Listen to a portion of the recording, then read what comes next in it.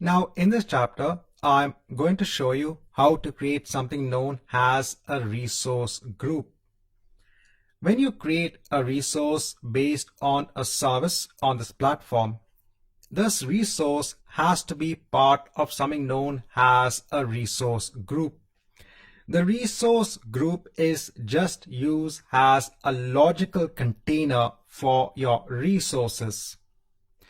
Sometimes you could create resource groups based on applications. So you might have application A that might have its own resource group, and it will have resources under that resource group that belong to that application.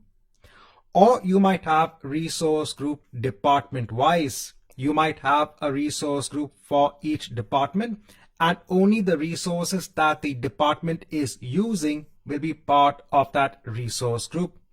It helps to logically manage your resources, so it has to be part of a resource group.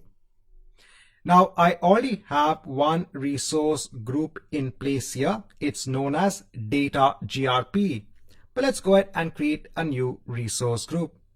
So here, if I go on to resource groups, here I already have a resource group in place. Let me hit on create.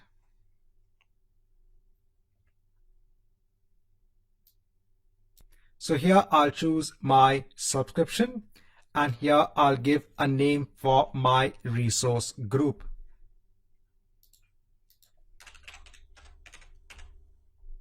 So I'll just give a name, and I'll just choose a location for my resource group. I'll go on to next for tags. So if you want to add any sort of metadata for this resource group, don't worry, I do have a separate chapter on tags. For now, I'll just leave it as it is. I'll go on to review and create, and let me hit on create. When you create something on the Azure platform in the Azure portal, you'll actually get a wizard that will help you in the creation of that resource, or in this case, our resource group. So you saw that there was a wizard that actually helped you create this resource group. So here we have the resource group in place. We can click on it, and here we can see the overview of the resource group. Currently, there are no resources that are part of this resource group. Please note that there is no cost associated with creating a resource group. This is just as a prerequisite, because as I mentioned, if you want to create a resource on the Azure platform, it needs to be part of a resource group.